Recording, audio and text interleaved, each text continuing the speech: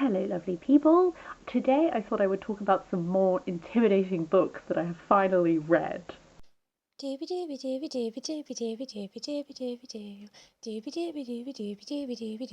Sophie Vlogs. So I originally posted my top 10 intimidating books on my TBR video a while ago now, and then at the start of 2021 I did a follow-up where I talked about some of the ones that I had read and reviewed them for you, and this is the start of another one of those videos. I will be recording my thoughts about each book as I read it, because I don't know how long it's going to take me to get to the other ones, because I continue to be intimidated by them. I have two books that I'm going to start off with.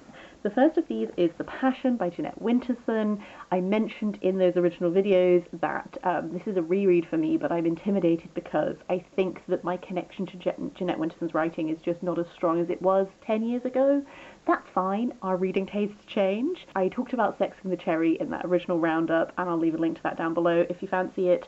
The Passion, I thought I would enjoy more than Sexing the Cherry, and I was correct in that. This follows Henri, who is in Napoleon's army. He's in charge of strangling the chickens that Napoleon wants to eat.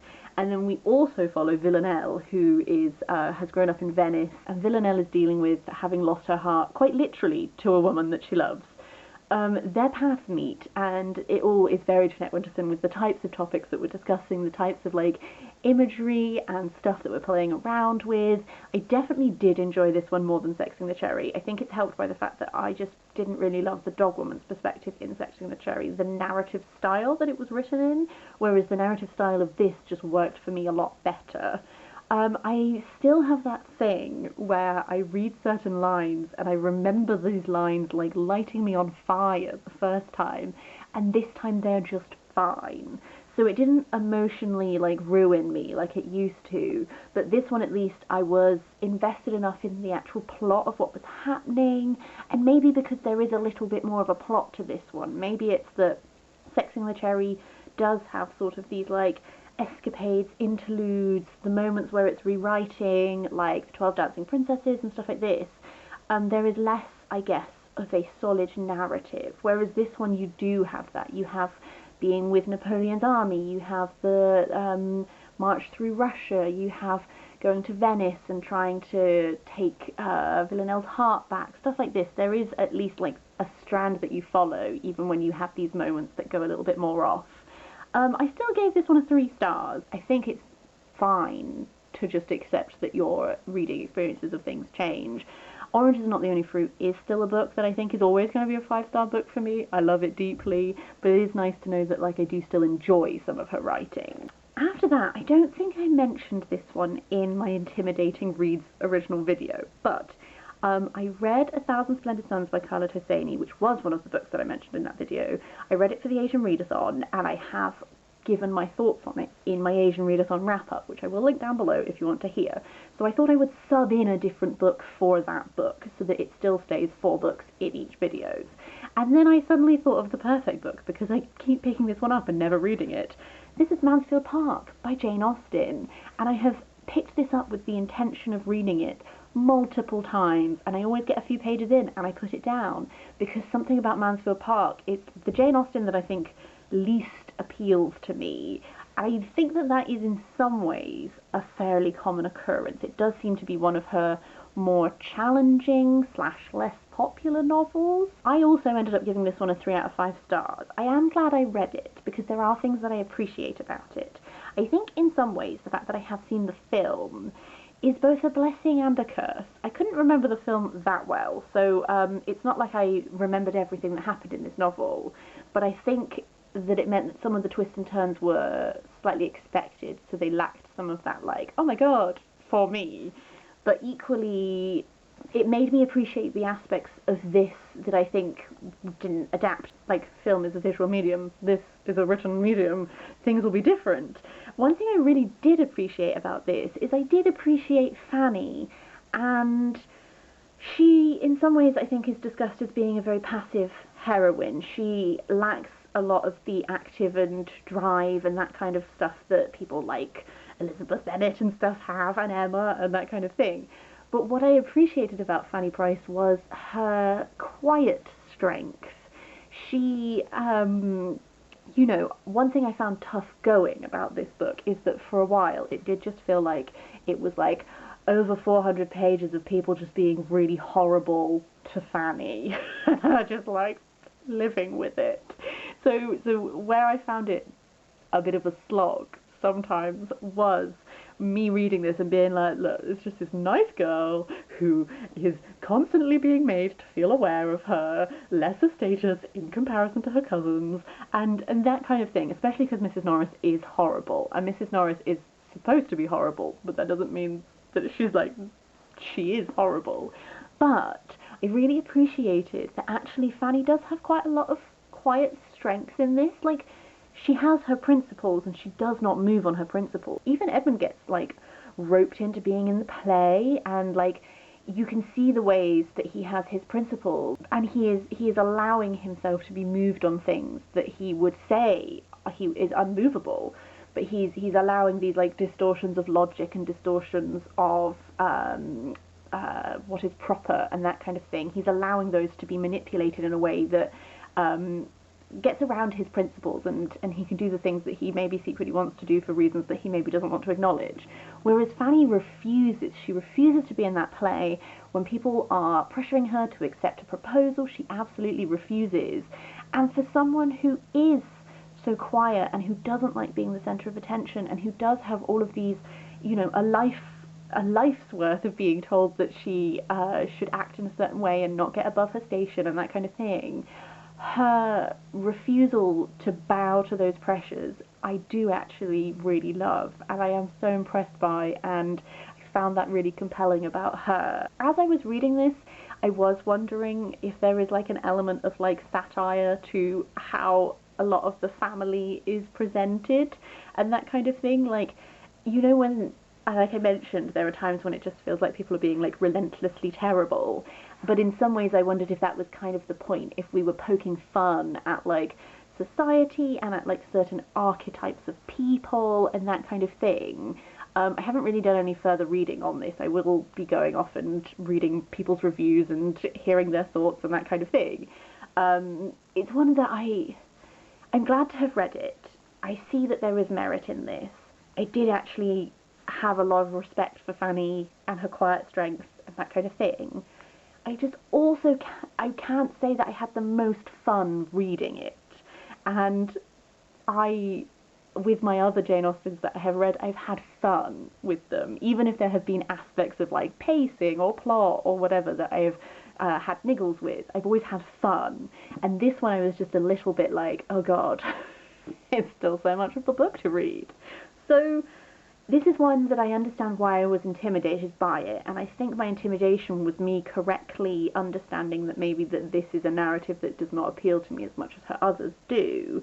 But that said, I am glad that I did just go in and finally read it and finish it, because it is interesting to read a number of books by the same author, see the ways that they grow and change as writers, and then also the different things that they're concerned with, that kind of thing. So on the whole, I'm glad I read it. Didn't always have the most fun, but have come away, and I think the more time that I sit with it, there will be aspects of this that I'm like, actually, I really like that aspect of this. It's just, it's not my favourite Austen. And that's fine. I didn't expect it to be. The next book I finished was Ida, A Sword Among Lions by Paula J. Giddings. I think it's fairly self-explanatory why I was intimidated by this book. It's a chunky one. It's about 800 pages. I wanted to read this because I was really interested in reading a biography of Ida B. Wells.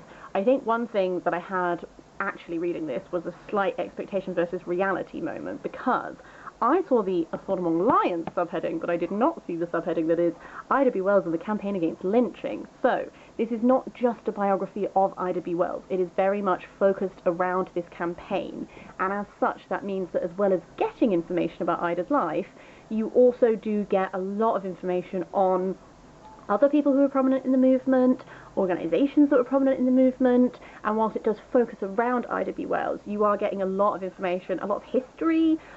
This sort of starts off with like Civil War, and I don't really know anything about the American Civil War, so there was an aspect for me personally which was just sort of like, apparently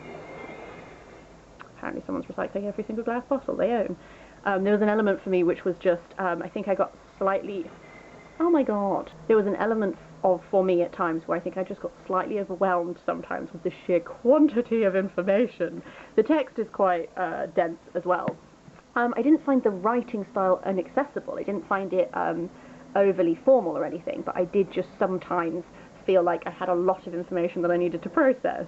That said, this has given me what I wanted it to, which is I have come away with a much better understanding of Ida, both what she achieved, which was great, but then also her as a person, like her personality. There was this really interesting sort of duality to her, whereby she was very outspoken and she was very confident in her beliefs and that kind of thing, but also there was almost like an insecurity because she clashed a lot with people. She had like a lot of clashes and falling out with people, that if she perceived criticism towards herself, she could be very sensitive to it and that kind of thing. So I've definitely come away with what I wanted to.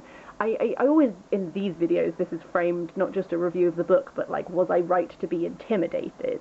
And I think in some ways I was right to be intimidated because it was a dense book, it was a chunky one, but also I'm really glad that I pushed through the intimidation and actually read it, because I do have a better understanding of everything that Ida B. Wells achieved.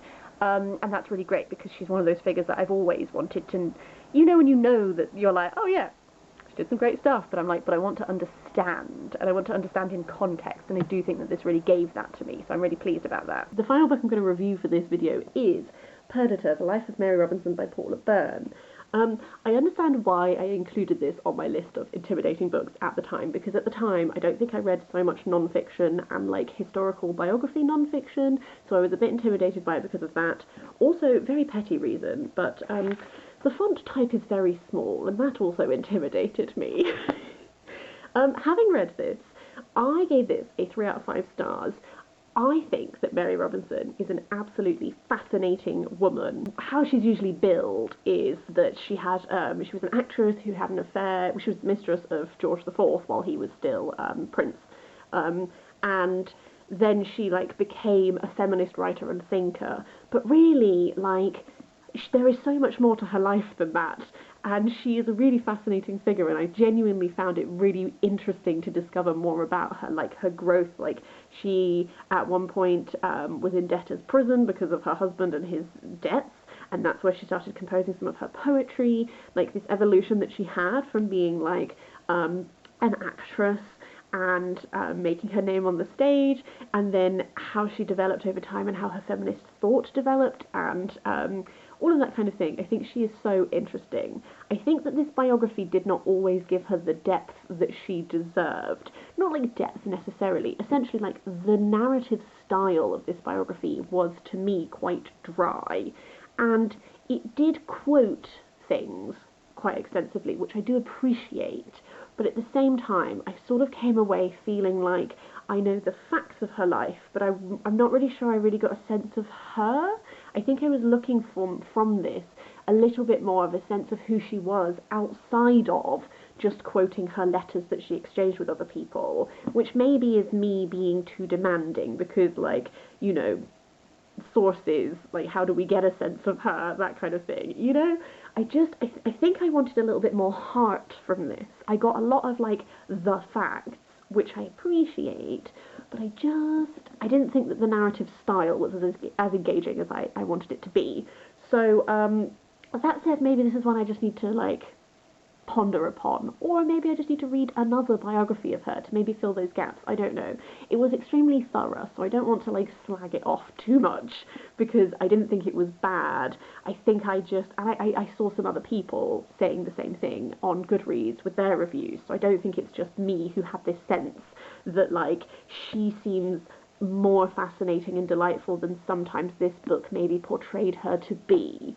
But it was definitely an interesting read. Mary Robinson is definitely a figure that I would recommend if you're interested in like historical biography, or just like women in history who were interesting. I think that she definitely like ticks those boxes, and she is fascinating.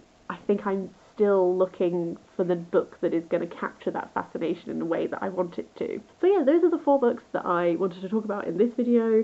I would love to hear your thoughts on any of them. I would also really be interested to hear your thoughts on what makes books intimidating for you. I think I've moved beyond the point where books are intimidating just because they're big, because I quite like reading chunky books now, and I think it does more come down to stuff to do with like style or maybe my expectations going in, that kind of thing. I think it's interesting to look at yourself and analyze yourself and be like, okay, well, you bought these books for a reason. Why do you keep putting them off?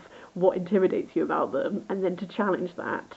And yeah, it's been fun. I think that although I would say that none of the books in this video are like newfound favourites, I am pleased that I have read them and I have got from them a lot of what I was looking for from them. I would love to hear any thoughts from you in the comments down below. Otherwise, I hope you have a really lovely day. I will see you next time for something different.